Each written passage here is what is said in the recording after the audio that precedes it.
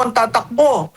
Ang declaration ay nagsasabi ka ng ganyan dahil marami kang aayusin. Sa Estados Unidos, merong Presidential Exploratory Committee. Yan ay nag-e-explore, tatakbo ba ako o hindi, bago talagang maghayagan. No? Itong ginawa ni Inday Sara, nag-declare siya ng intention niya na tatakbo. No? Hindi ibig sabihin niya na talagang tutuluyan, maghahanda. Kaya ako'y natutuwa dahil may 28 months. Ano ba ang traditional? Usually yan 18 months before election day. O edi may sobra akong 10 months para maayos ang kanyang planong tumakbo. Yan yung kay Vice Presidente, maayos niya, no? At makikita natin diyan, wala siyang partido, wala siyang pera, wala siyang line-up, wala siyang Vice Presidente, wala siyang kandidato sa House, sa House, sa Senate, at saka sa local government. Kailangan mo yan para sa presidential campaign, no? At dahil iba ang politika niya, mamimili at mamimili. Kanino ba ako tatayo? Sino ba ang dadalhin ko? May isa na nag-suggest itong agang ito, no? Na may sisterhood kami sa Davao. Pwede ba maging safe zone yan ni Inday Sara? May mga ganun. So, may mga individual na nagsasalita na, may mga individual na nagpaparating na sa kanya na pasensya ka na ba, nakapirma kami dun sa una pero napilitan lang kami, pwede ba kaming pumunta? Kung pupunta ka at tatawid ka, anong partido? Ito yung mga realities on the ground na kailangan maiayos. So napakahalaga na makonsolidate yung kanyang grupo, yung mga Duterte, at papalakas. Iba pa yung may additional dahil alam naman natin ang politika additional. Ito nito sa impeachment kasi alam natin numbers game ito. Nakikita nyo rin po ba na sa hanay po na dyan sa, lalo na una, dyan sa Kamara, either dyan ba sa komite o di kayo sa kabuuan sa plenaryo, maiiba ang magiging tahak nitong proseso or itong impeachment case po laban kay VP Sara? Oo, maiiba yan. Saan ka naman nakakita? Ikaw ulit. Ang mga politiko, very particular yan sa numero.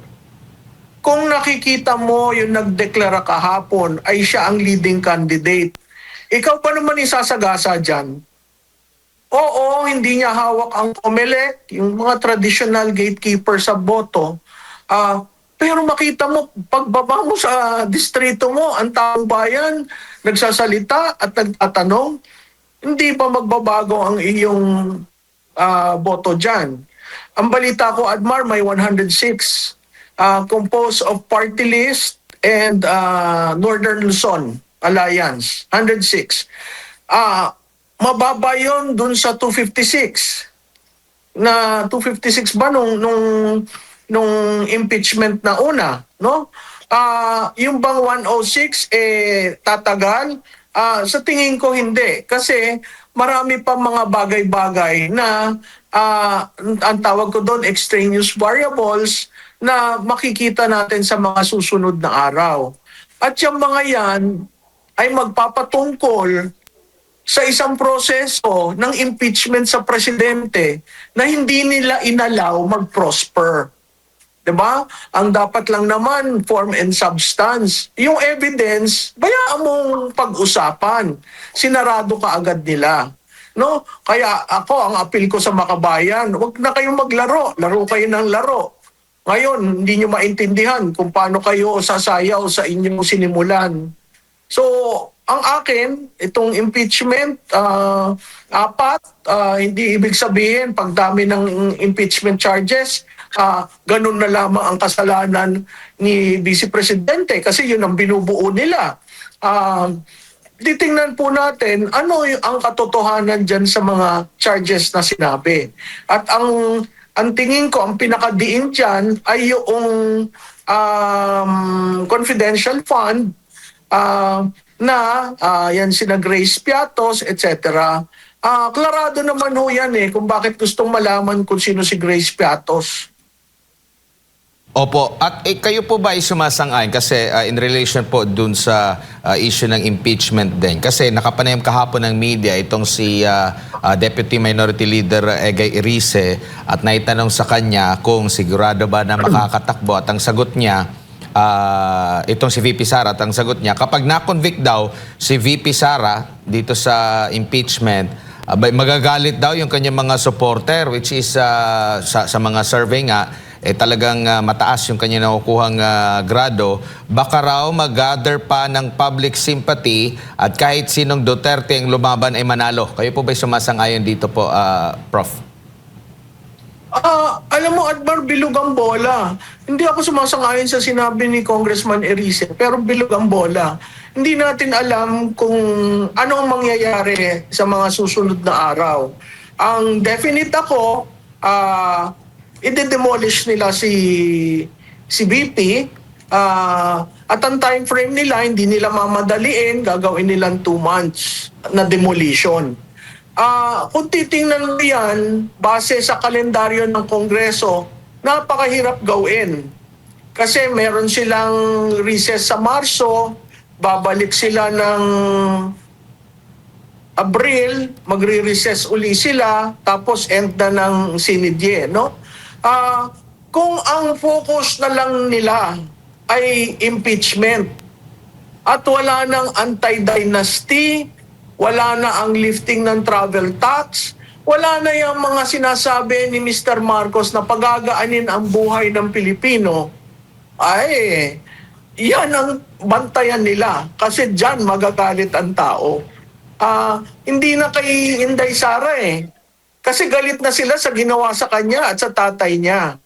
Pero yung appeasement na sinasabi na gagawin nitong administrasyon na ito, at sinabi na rin niya ni Congressman Sandro Marcos, no? Paano ang legislative nila? Lahat na lang nakapokus sa impeachment. Di tama si Vice Presidente na ito ay isang personal na demolition job sa kanya. Hindi accountability. Kasi kung accountability yan, 125 plus 500 versus 1.5 trillion, hindi ko maintindihan yung mga bumabatikos kay Vice Presidente, mas binibigyan nila ng tuon yun. Kundi kung accountability, di sumunod kayo sa COA. Kaya nga ang parati kong sinasabi, kahit sa show ninyo, ibahin nyo yung joint resolution sa Confidential and Intelligence Fund. Kasi hanggat yan ang batas, susunod at susunod ang mga liderato patungkol sa Confidential Fund. Opo. Nakikita nyo rin po ba, Prof, no, speaking of demolition din, yung posibilidad naman na hindi na basta-basta may babanat dito na iba pang mga grupo or yung mga kilala lang natin na mga grupo o paksyon ang babanat sa kanya dahil baka sasabihin na, ay, politika lang yan kasi nagpahayag na siya ng pagtakbo sa pagka-presidente. Mismo, Admar. Kaya nga sabi ko, this is a very, very good strategy. Kasi ang banat na nila dahil nag-declare, no? Ulit, sasabihin ko, ang declaration hindi ibig sabihin sigurado kang tatakbo. Ang declaration ay nagsasabi ka ng ganyan dahil marami kang aayusin. Sa Estados Unidos, merong Presidential Exploratory Committee. Yan ay nag-e-explore, tatakbo ba ako o hindi, bago talagang maghayagan, no? Itong ginawa ni Inday Sara, nag-declare siya ng intention niya na tatakbo, no? Hindi ibig sabihin niya na talagang tutuluyan, maghahanda. Kaya ako'y natutuwa dahil may 28 months. Ano ba ang traditional? Usually yan 18 months before election day. O edi may sobra akong 10 months para maayos ang kanyang planong tumakbo. Yan yung kay Vice Presidente, maayos niya, no? At makikita natin dyan, wala siyang partido, wala siyang pera, wala siyang line-up, wala siyang vice-presidente, wala siyang kandidato sa House, sa House, sa Senate, at saka sa local government. Kailangan mo yan para sa presidential campaign, no? At dahil iba ang politika niya, mamimili at mamimili. Kanino ba ako tatayo? Sino ba ang dadalhin ko? May isa na nag-suggest itong agang ito, no? Na may sisterhood kami sa Davao. Pwede pa maging safe zone yan ni Inday Sara? May mga ganun. So, may mga individual na nagsasalita na, may mga individual na nagpaparating na sa kanya na pasensya ka na ba, nakapirma kami dun sa una pero napilitan lang kami, pwede ba kami pumunta? Kung pupunta ka at tatawid ka, anong partido? Ito yung mga realities on the ground na kailangan maiayos. So napakahalaga na makonsolidate yung kanyang grupo, yung mga Duterte, at papalakas. Iba pa yung may additional dahil alam naman natin ang politika is additional. Whether you like it or not, it's additional. Opo, at speaking of itong mga maaring maging manira sa kanya, meron pong pahayag yung si Attorney Conti na baka raw mababanggit doon sa kaso ni President Rodrigo Duterte doon sa ICC ang pangalan ni Vice President Sara Duterte. Ano po masasabi niyo rito, Prof? Ay, go ahead, Attorney Conti. Total naman yan, si Attorney Conti, sayaw ng sayaw sa hangin eh. Hindi mo maintindihan. Meron ba siyang witness? Nagpatawag siya. I mean, these people, they do all sorts of things just to ensure na yung mga Duterte nasa defending side, no? Kung mabanggit, di mabanggit. Di ba? And let the facts bear that out. Kasi yung sinasabi niya, involved rin daw. Paano naging involved? Hindi naman siya national. Kung sa Davao, nasa ng preba nyo? Alam mo, madaling mag-akusa eh. Ang pag-aakusa eh, 5-5, no? 10-5. Akusa ka ng akusa. Pagdating sa facts, babagsak. Bakit ka nag-aakusa? Kasi mahina yung facts mo. Kasi kung malakas yung facts mo, hindi ka mag-aakusa. Hintayin mo na lang yung hearing to present the facts. So kay Attorney Conti, kung gusto niyong isama niyo na lahat. Opo. Dito naman po sa mga posibleng dadami pa ba yung magsasalita laban dito sa kasulukuyang pamumuno po, Prof, after nitong deklarasyon po ni Vice President Sara Duterte? Kasi nakita naman natin yung mga nagsasalita, lalo na pag sa government po, alam natin yung nangyayari sa kanila. Yung mga mensahero mismo, yung inaatake, hindi yung mga argumento, mga sinasabi pong mga aligasyon. Prof? Alam mo, Admar, tama ka, no? Magsasalita ba? Ako'y naniniwala na ang pahayag ni Vice Presidente Inday ay magpapalakas ng kanilang loob. Naniniwala ako na ngayon may tumindig na leader. Ayokong gamitin yung oposisyon kasi ibang klase yung oposisyon, hindi mo maintindihan kung sino. Anti-Marcos Bloc, no? Na ngayon may muka ang anti-Marcos Bloc at ang muka ay Vice Presidente. Kung ikaw ay may gustong sabihin, kung ikaw ay may alam sa mga nangyari dito sa flood control project, hindi lang yan. Sa PDIC, sa PhilHealth, lahat. Nandyan si Vice Presidente. So ngayon may muka at may leader. Opo. Ako'y naniniwala na magbabago at mas marami pa ang lalabas na magpahayag ng katiwalian dito sa administrasyong ito. Prof, nabanggit mo yung opposition na di mo malaman kung opposition ba talaga o hindi. Nakikita nyo rin po ba na dapat na rin silang maglabas or sabayan kung sino man yung kanilang magiging pambato laban dito kay Vice President Sara Duterte? O hanggang sa kasalukuyan, nakikita nyo rin na pahirapan din sa kanila yung paghahanap kung sino man, kasi parang patuloy pa yata yung panawagan na magkaroon ng pagkakaisa kuno sa oposisyon. Adman, maganda yung tanong mo. Itong paghayag niya, mapipilitan ang administrasyon na pumili at bilisan ang kanilang pagpili. Mapipilitan rin ang oposisyon. Yan ay ang pink, ang dilaw at kung ano-ano pa. Na pumili at maayos yung kanilang pagpili. Lahat sila will have to react. Kaya yun nga ang kagandahan ng pahayag ni Inday. Everybody reacted in the way they were being made to react. So, ang paniniwala ko dyan, mas bibilis ang pagpili at mas bibilis sa side ng administrasyon na makipag-deal. Kailangan kong basagin ang boto ni Inday. Kailangan ko ng third force. Di ba may puti na nga nag-declare ng third force. Hindi ko lang nga masabi. Ang galing-galing naman ng puting yun. Alam ang Pilipinas, no? So may third force, may fourth force. At pag titingnan mo ang kasaysayan sa presidential politics, marami usually kandidatong tumatakbo. Tapos sa dulo ng hihina, bumibitaw. Yung iba dyan, namemera. Di ba?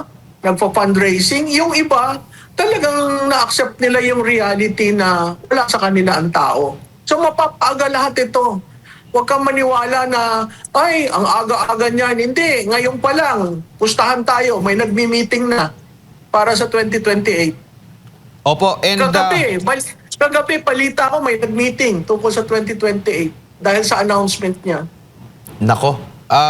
Pero wala pa kayo sa kasalukuyan na mga lumilitaw na pangalan na magiging mabigat na katunggali ni Vice President Sara Duterte. Nandun na yung sinasabing kahandaan ni Senadora Risa, si VP Leni, at iba pang mga pangalan. Ito bang mga pangalan na ito na lumilitaw kayang matapatan sa kasalukuyan itong si VP Sara?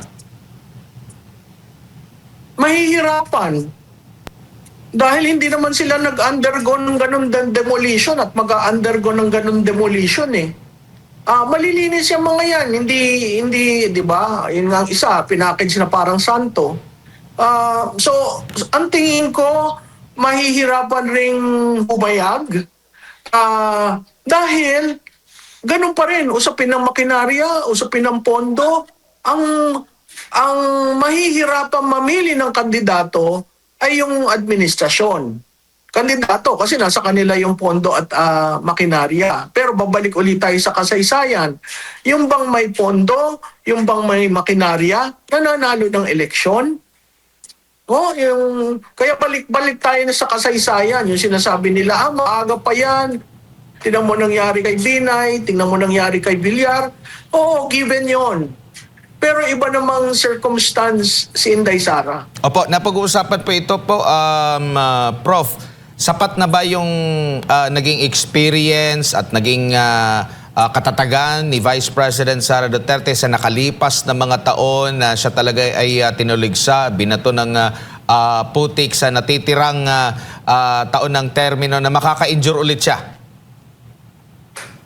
Alam mo, yung pagtuligsa, yung putik, sapat na ba? Sobra-sobra nga no?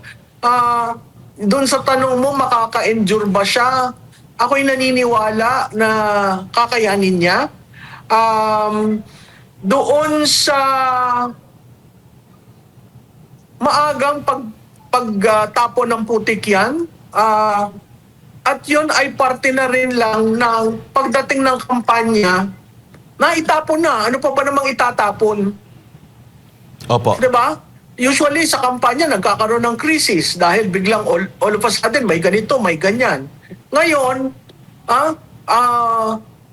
meron kang 10 months ng 2026, meron kang 12 months ng 2027, at meron kang 6 months ng 2028.